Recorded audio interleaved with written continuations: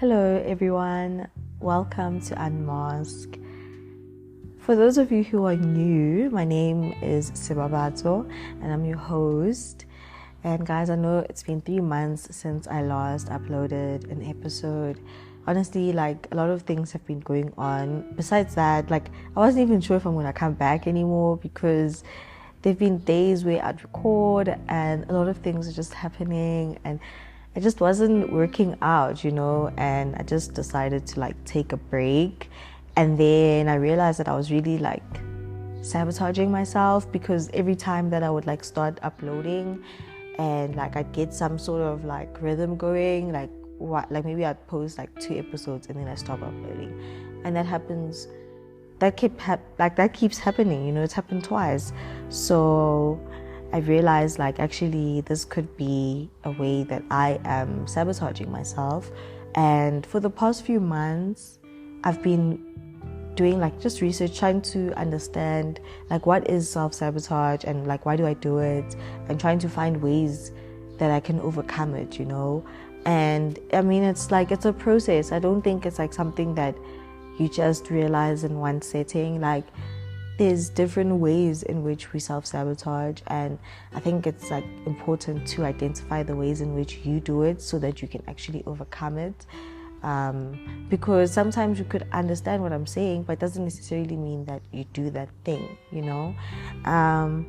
and I just had to understand what is self-sabotage. And it's basically involuntary behaviors or thoughts which block your success or prevent you from accomplishing your goals, or kind of slows down your progress or development.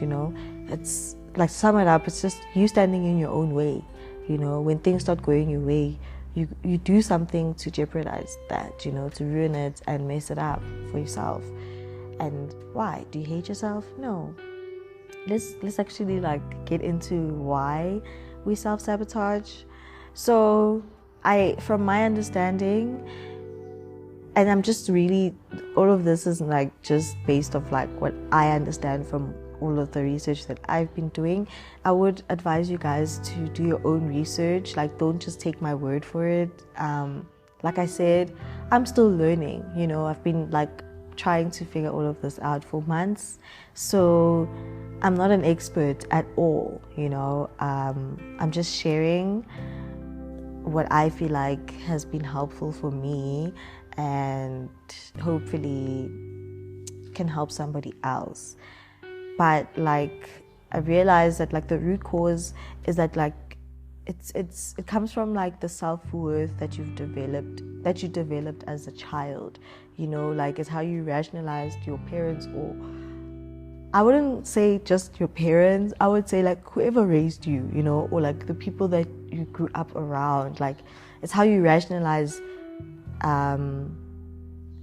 their behavior, towards you, and just the things that they did, so how they treated you makes you think that you are somebody worth treating that way, maybe the trauma could be abuse, so you think that you're somebody worth abusing because this is what you grew up experiencing. So it's how you rationalize the way you were treated, those people's behavior. But also you have to keep in mind that this is how you as a child rationalize those people's behavior. So doesn't necessarily mean that belief that you've now created is true, but we do carry those beliefs with us as we grow. And when you start getting some sort of success, and or things just start going your way, you should be happy, but then you're not, because the core belief that you have with yourself is in conflict with your reality. That belief that you created as a child, I don't deserve this and that and that, I'm not worthy of this and that and that. It's in conflict with your reality, because now you're getting those things that you think you don't deserve. Now you're getting those things that you think you're not worthy of. And then that's when your subconscious starts to try to defend you, and then you start failing. You don't finish the things that you start making excuses. You're too lazy to work, so you don't work. You don't go to the gym because you're lazy, or you don't feel like it. Like, you just keep making excuses, and it's because your subconscious believes that you don't deserve success, so it's trying to protect you from this thing that you don't deserve, or like, because it thinks that it's a bad thing, because now you've internalized this belief that you don't deserve success. But it's not true. You were a child and you didn't really understand why your parents did what they did, like maybe they couldn't spend time with you because they had to work to provide for you, and they wanted to be there for you, but they couldn't. And that inconsistency made you feel like you're not worth spending time with, but that's not actually the truth. It was like a choice that they had to make, and it's unfortunate that like that's how things panned out.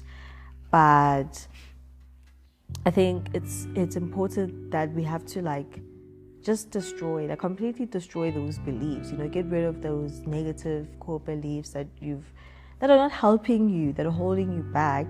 And I think one of the ways that you can do that is it's like by understanding and accepting that like what we learn, a lot of what we learn about the world it's not really true, and we learn a lot of these things through distorted lens, because even our parents go through their own traumas, so like they pass down their own traumas onto us, and then their own fears onto us. And they sometimes, some people's parents, I think that a lot of girls can relate, like when your parents make outside seem so scary so that you can stay indoors, but then when you go outside you realize like, okay, it's not that bad. Like, it is bad, but it's not as bad as they made it seem, so you go around like carrying these things that are not true. It's just someone else's fears that have now been like passed down to you.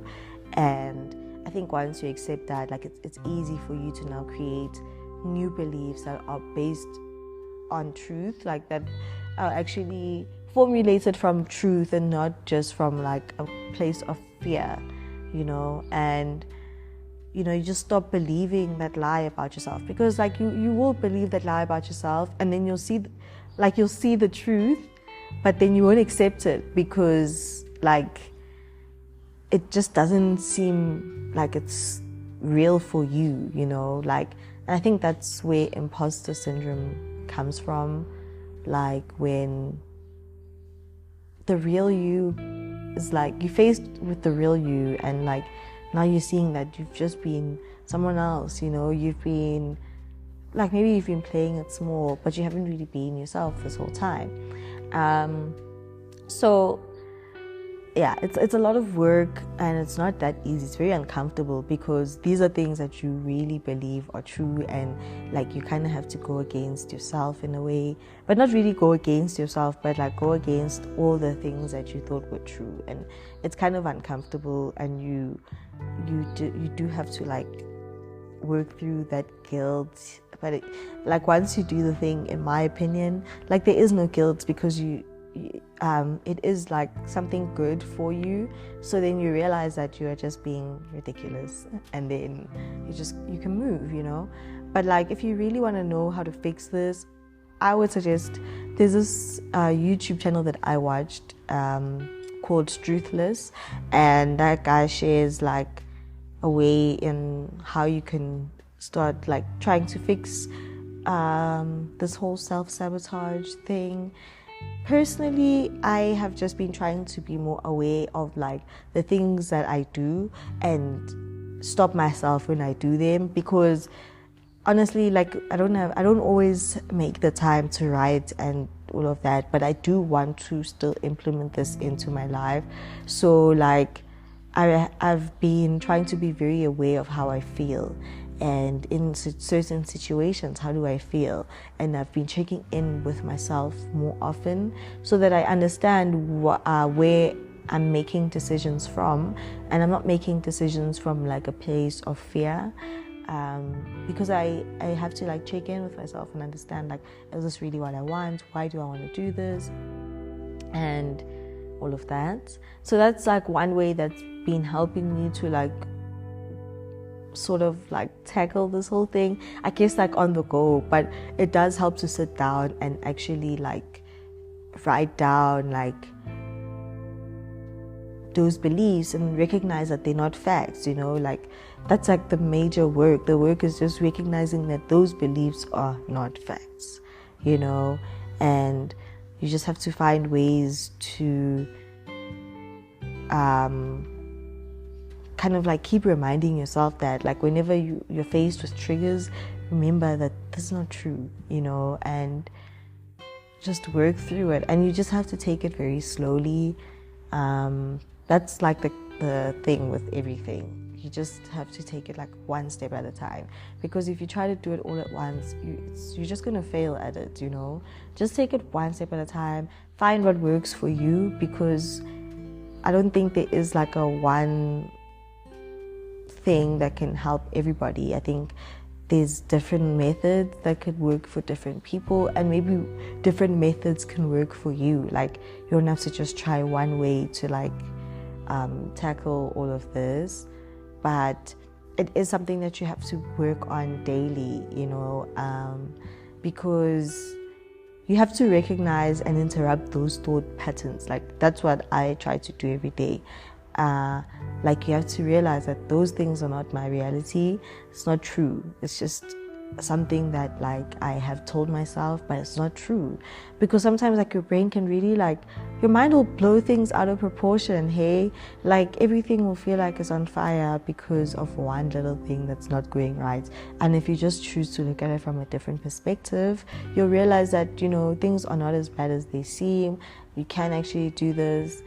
And I think if there's one thing that I can give that could help, is that if you like treat yourself like someone you love, that really makes things so much easier, because you're not going to be so hard on yourself. Like it's important to give yourself grace, you know, and understand like, why do you want to make these changes? Why do you deserve to, you know, get those things that you want to make, you know, happen, or like those changes that you want.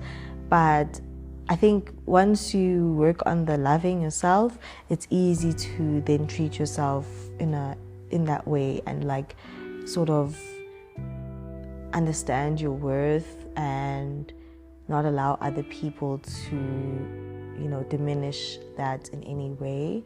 So yeah, I want to wrap this up here, and like I guess the key takeaways from this episode would be like just understanding the root cause, and, you know, being aware of like those negative core beliefs, and then interrupting those thought patterns, you know, and treat yourself like someone that you love.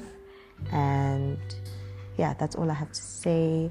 I will chat to you guys again soon. Remember to keep taking care of yourselves, and you guys can reach out to me on my Instagram. I'll leave my handle in the description. Bye.